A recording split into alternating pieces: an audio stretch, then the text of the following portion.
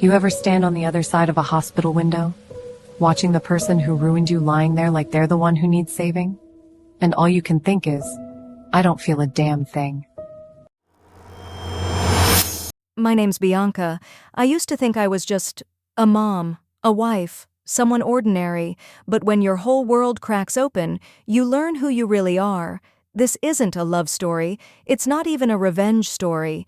It's the story of what happens when a woman gets tired of being quiet and finally decides to stop surviving and start remembering. It's funny what you remember in moments like that. Not the big stuff, not the shouting, not the papers on the table, but small things. The smell of rain on hospital glass, the click of my nails against the styrofoam cup, the way my reflection looked older than I remembered. He was in that room, you know. Casey, my ex, machines breathing for him, lights blinking like they were keeping score. I stood outside, watching the rise and fall of his chest through the glass, and I swear, I couldn't tell if I wanted him to wake up or not. God, that sounds awful, doesn't it? But you don't know what it's like, holding years of someone's lies in your hands. You start thinking crazy things, dark things, things a mother's not supposed to admit out loud. I had the kids in the car, asleep in the back. It was 3 a.m. I told them we were just driving, just getting some air. But I ended up here, at this bloody hospital, because I had to see him one more time. Not to forgive him, not yet, but to understand why. There was a nurse who kept glancing at me, probably wondering why I wouldn't go in, why I just stood there, breathing fog onto the glass like some ghost that couldn't move on. I almost knocked, almost said his name, but then I saw it, the photo on the table beside his bed. Her, Gwen. Perfect hair, perfect teeth, perfect life. The woman who thought she could love him better than I did. And just like that, all the air went out of me. I pressed my hand to the glass and whispered, "You did this, Casey. You did all of this." But the truth, the real truth, it didn't start here, not in this hospital. It started months before, with a message, with a laugh I hadn't heard in years, and with a night I'll never forget, no matter how hard I try. If only I hadn't opened that message. It was a Tuesday. I remember because Tuesdays used to mean leftovers and laundry, the kind of day you don't expect your life to split in two. The kids were upstairs, arguing about the TV remote. I was scrolling through Facebook, half asleep on the couch. That's when her name popped up. Gwen. Didn't even know who she was then. Just another profile picture, sleek bob haircut, a smile that looked rehearsed, like she'd practiced it for meetings. But the message, it was short, cold, like a bullet fired in silence. Your ex-husband spent last Friday night with my wife. That's it. No hello, no explanation. Just that one line sitting there on my screen like it was waiting to detonate. I stared at it for a good minute, thinking it had to be spam or a mistake. I even laughed, you know, one of those hollow laughs that sounds like it's coming from somewhere behind you, because Casey wouldn't do that. Not again. We were past that. We'd survived the divorce, the custody fights, the therapy bills. He was getting better, I thought. More grounded. He was supposed to pick the kids up Friday night, but he'd texted that he was sick. Flu, he said. God, I even made him soup. I sat there with my phone in my hand, heartbeat crawling up my throat, reading that line over and over. My first thought wasn't even anger. It was shame, like somehow I'd been stupid for believing he could change, like everyone had known but me. I typed back, "Who are you?" No typing dots, no reply, just that one message sitting there, glowing. 10 minutes later, my phone rang. Unknown number. I almost didn't answer, but something in me, that mother instinct that never really dies, told me to pick up. "Bianca," the voice said, calm, controlled, the kind of voice that's used to winning arguments. "It's Gwen. I think we need to talk. There was something in her tone that made my stomach twist. Not guilt, not apology, just calculation. That was the first time I heard her voice, and I swear, even then, I knew my life was about to catch fire again. If only I'd hung up before she said the next thing. You think you know how this story ends, but trust me, you don't. Hit subscribe, and let me tell you the rest. I can still hear her voice sometimes. That calm, clipped tone, the way she said my name like it was a case she was arguing. Bianca. Like we'd met before, like she already knew what I was going to say. I remember pacing in the kitchen, staring at the half-drunk mug of coffee on the counter. My hands were shaking, but I didn't want her to hear it. "What did you just say?" I asked. "I said," she repeated, smooth as glass, "your ex-husband spent Friday night with my wife." "My what?" I laughed, even though it came out like a choke. "My wife," she said again. "Gwen. She's a corporate lawyer, works with him sometimes. I thought you should know." And I swear I stopped breathing for a full second. It wasn't even the words. It was the way she said them. No emotion. No tears. Just like she was delivering a report. I wanted to scream. I wanted to throw the phone. But instead, I heard myself say, "You're wrong." There was this little pause on the line. And then she laughed. Quiet. Sharp. "You're welcome to check for yourself." Click. She hung up just like that. No proof, no photo. Just left me standing there in my kitchen, heart pounding in my ears, trying to convince myself she was lying. The kids came downstairs asking what was for dinner. I said something stupid, pizza maybe, and went to the sink so they wouldn't see my face. I didn't cry though. I just stood there, staring out the window, thinking how quickly your life can turn sideways. I waited until they went to bed before I opened my laptop, typed his name into Facebook, something I swore I'd stopped doing years ago. And there it was. A tagged photo from that same Friday night. Him. Her. At some bar, arms too close, smiles too bright. My stomach dropped. You know that cold, hollow feeling, like falling from a building in slow motion? That. I sat there until 2 in the morning, scrolling, zooming in, checking timestamps, trying to find any reason, not to believe it. But every picture just screamed what I already knew. And that's when something inside me went quiet. Not angry, not broken, just still. I whispered out loud, to no one really, "You promised, Casey." And right then, I knew. I wasn't going to cry this time. I was going to do something else.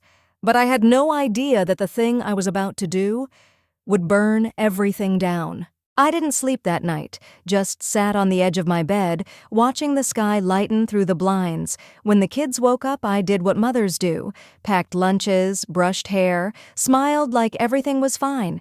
The whole time, my phone sat on the counter, heavy as a stone. By 9, I was parked outside his place. You ever notice how quiet a neighborhood sounds when you're about to do something you can't take back? Birds, a dog barking in the distance, the hum of somebody's lawnmower. Normal life, carrying on, while yours is about to split open. He opened the door wearing that same hoodie I'd bought him last Christmas, the one he'd said was too soft. "Bianca?" he said, all confusion. "What's wrong?" I held up my phone. "Who's Gwen?" He blinked. That half-second of hesitation, that's all it took. I saw it in his eyes before he even spoke. "Gwen?" he repeated, like he was buying time. "She's married," I said. "And you were with her Friday night?" He rubbed his face, sighed. "It's not what you think." God, that line, I'd heard it before. I used to believe it. "Then what is it, Casey? Enlighten me." He leaned against the doorframe, looking down at the ground. "She's helping me through stuff. The divorce, the custody stress, she's just helping you? By sleeping with you?" The silence that followed was louder than a scream. I laughed, not a nice laugh, the kind that sounds like breaking glass. "You know, you could have just said you missed lying to me. Would have saved us both some time." He reached for my arm. Wait. I stepped back. "Don't call me that." And then something inside me snapped, but not in the way people think. It wasn't rage. It was clarity. For the first time in years, I saw him for exactly who he was, small, scared, and not my problem anymore. I turned, walked down those steps, and didn't look back. Not once. When I got into the car, my hands were shaking so bad I couldn't start the engine.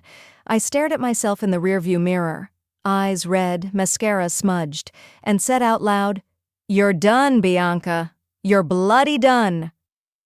But as I drove away, his phone kept buzzing, and I saw her name light up on the screen he'd left face up on the porch railing. Gwen. That's when I realized this wasn't over. Not by a long shot. You ever hear something in your house after everyone's asleep? A floorboard creak, the hum of the fridge, and you swear it's whispering your own thoughts back at you? That's what it felt like after that day on the doorstep.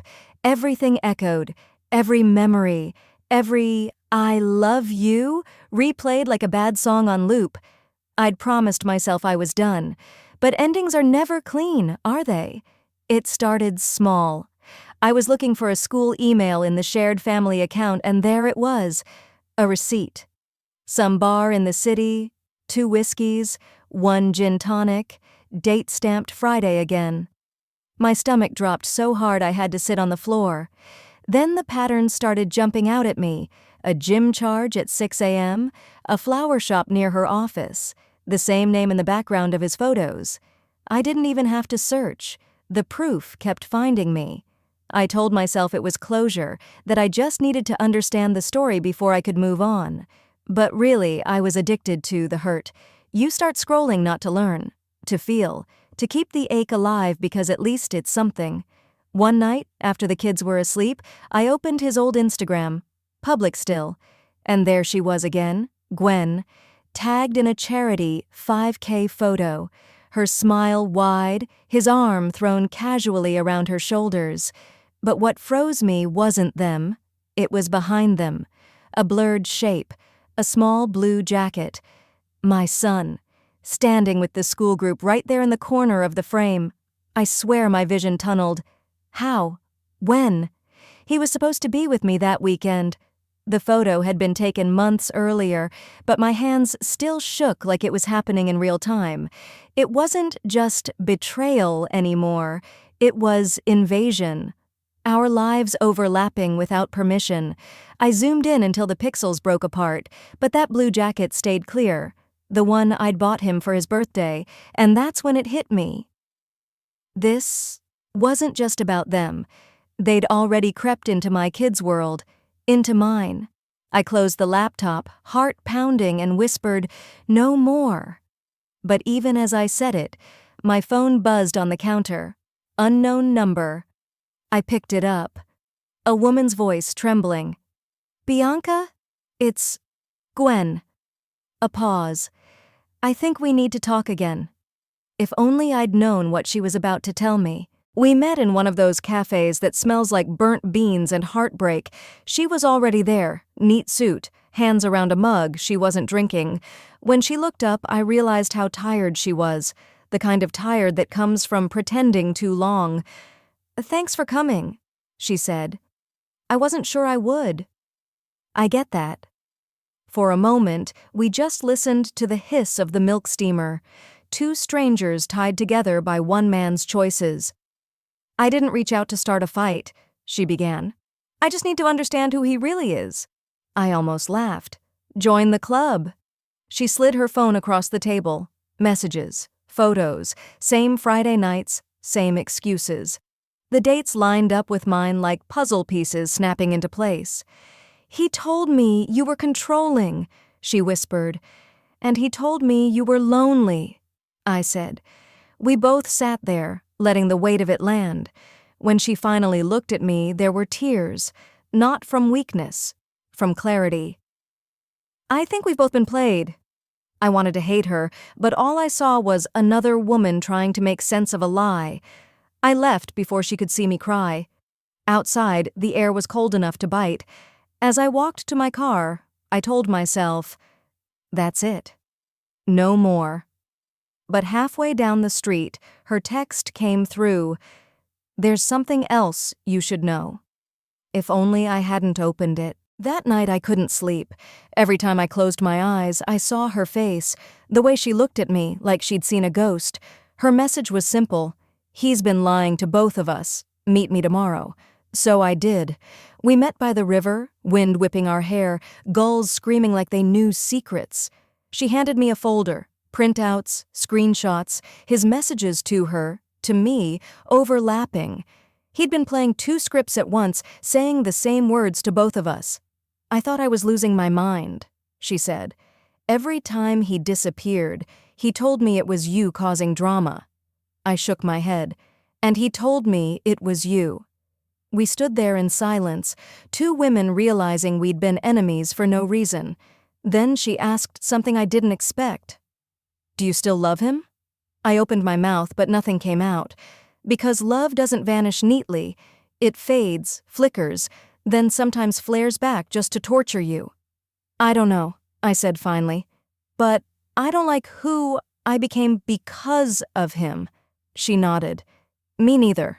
When we parted, she said, He's not well, Bianca. I'm worried he might hurt himself. The wind carried her words away, but the chill stayed. That night I stared at my phone, waiting for a call that didn't come. Not from him, from her.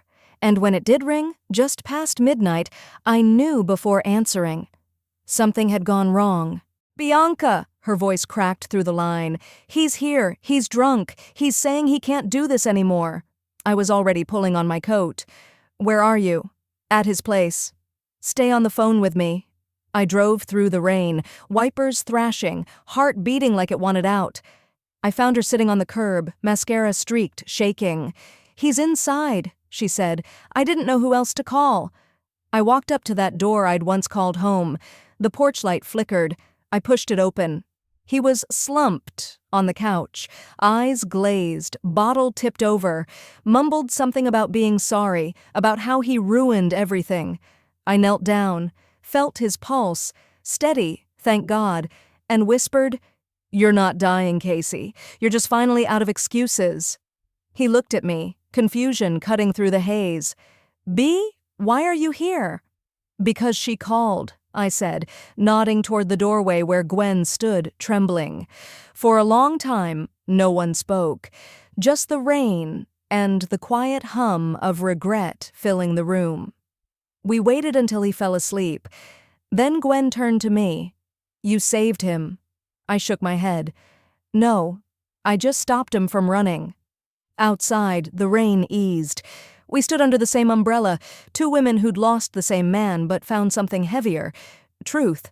And as I drove home, the sky starting to pale, I realized this wasn't the end of a love story. It was the start of a reckoning. Because in the morning, everything would change again. The next morning felt too still, like the world was holding its breath. I kept expecting my phone to buzz, his voice, her voice, anyone's, but the silence was thick. I made pancakes for the kids, overcooked them, and they laughed like nothing in the world was broken. I clung to that sound. By noon, Gwen texted, He's gone. My heart stopped until I read the rest, checked himself into a clinic, said he needs help. I sat down on the kitchen floor and exhaled until it hurt. Help. The word I'd begged him to take years ago. Maybe it was too late, maybe not. But for the first time, I didn't feel anger. Just a strange, aching relief. Still, relief comes with guilt. All day, I caught myself wondering if I should have done more, or less, or anything at all. By evening, Gwen sent another message. I'll keep you updated. I think he finally sees what he's done. I typed back, Take care of yourself too. Her reply came after a long pause, trying to. That night, I dreamed of the river, the wind, our reflections bending on the surface like 2 versions of the same woman. When I woke, I knew, whatever came next, the story wasn't about him anymore. but I didn't yet know what next meant. Weeks passed. The world went back to ordinary things: school forms, work emails, groceries. Then one evening, while folding laundry, my phone rang. Unknown number. I almost didn't answer. "Bianca?" His voice, softer, slower. "I just wanted to say thank you," he said, "for everything, for saving me, for not giving up." I didn't know what to feel. Gratitude? Bitterness? Pity? "You need to thank yourself, Casey. You're the one who has to live with it now." He laughed, short, broken. "You always were the strong one." When the call ended, I stared at the pile of clothes on the bed. Every folded shirt felt like a choice. Keep, give away, start again. I picked up the phone, opened our old message thread, scrolled until my thumb hurt, then pressed delete. For a second, I thought I'd feel empty. Instead, I felt light. Outside, rain tapped against the window like applause, but the next morning I woke to another message, this time from Gwen. "You should come to the hospital." So there I was, standing behind the glass, just like in the beginning, machines humming, white light buzzing, the smell of disinfectant sharp enough to sting. He looked smaller than I remembered, weakened, but calm. Gwen was sitting beside the bed, reading aloud from some paperback. When she saw me, she closed it gently and walked into the hallway. Neither of us spoke at first. Finally, she said, "He asked for you." I nodded. "I know." We stood there in silence, two women who had been on opposite sides of the same storm. "I'm sorry," she whispered, "for everything." I looked through the glass again, then back at her. We both believed the same story. That's punishment enough. For a heartbeat, something shifted. Understanding. Maybe even grace. She smiled, small and tired. "You should go in. He keeps waking up asking if you're here." I shook my head. I already said what I needed to. He just didn't hear it back then. We stayed there until a nurse walked past and told us visiting hours were over. Gwen left first. I stayed a minute longer, watching the steady rise and fall of his chest, and whispered, "Goodbye." When I turned to leave, the corridor lights flickered, and for the first time in years, I didn't feel chased by ghosts. But something in me knew. The story still had one last thing to say. When I stepped out of that hospital, the air hit like cold water. Dawn was just crawling over the parking lot, all gray and pink and hopeful. I sat in the car for a long while with the engine off, watching my breath fog the windshield. For months, I'd been holding everything so tight, the anger, the guilt, the questions. Now, sitting there, it felt like I'd set it all down without even realizing. He would recover or he wouldn't. Gwen would go on with her life. And me? I just wanted to feel something other than tired. I drove until the sun came up properly, all golden and sharp, stopped at a gas station for coffee that tasted like metal but felt like life. A truck driver held the door for me, and I almost cried at the simple kindness of it. Funny, isn't it? How after all the chaos, the small moments start to mean the most. When I got home, the kids were still asleep.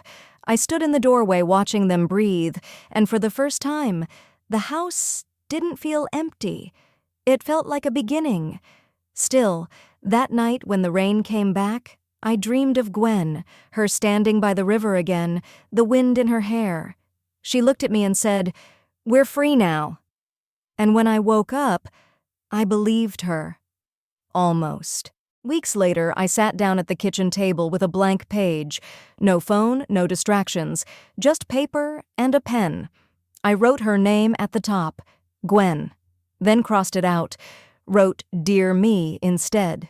The words poured out about how forgiveness isn't approval, how strength doesn't always roar, how survival sometimes means walking away quietly. Halfway through, my daughter came in with her homework and stopped when she saw the tears on my cheeks. "Mom, are you okay?" I smiled.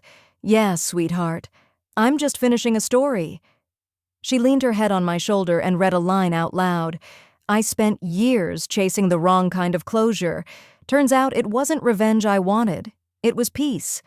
She looked up at me and said, "That's good, Mom." When she left, I folded the letter and tucked it in the drawer beside my bed, not for sending, just for remembering. Outside, the rain had stopped. The world smelled clean. But there was one more thing I needed to do before I could really let go. A month later, I drove back to the river, that same stretch where Gwen and I had once stood in the wind. The trees were starting to bud again, the air soft and forgiving. I brought the letter, sat on a bench, read it one last time. Then I tore it, piece by piece, and let the scraps drift into the water. They floated for a moment before sinking, taking every old version of me with them. The angry one, the broken one, the woman who thought her worth depended on someone staying. I whispered, "Goodbye," and meant it. On my way back to the car, a text buzzed on my phone. Gwen again. He's doing better. Thank you for everything. I stared at it for a long time, then typed one word back, peace, and left it at that. For the first time, it didn't feel like an ending. It felt like I'd finally stepped out of the storm. The kids wanted to go to the beach that weekend, so we did. The wind was wild, the sea cold enough to sting. They ran ahead shrieking, chasing waves. I stood ankle deep, jeans rolled up, laughing, really laughing, for the first time in years. The horizon stretched wide and empty, but not lonely. Just waiting. I watched them build a crooked sandcastle and thought about everything that had led here, every lie, every bruise, every little mercy. You can spend a lifetime trying to rewrite the past, but sometimes you just have to let it be what it was and build something new on the shore. My son waved from the water. "Mom, come see." I walked toward him, the sea foaming around my feet, sun warming my face. And in that moment, something lifted. The weight, the noise, all of it. I whispered, "We're okay." The wind carried it away, and as we all know, some stories don't need an ending, just a place to rest. Mine found it here, between the sound of my kids' laughter and the quiet I'd been searching for all along.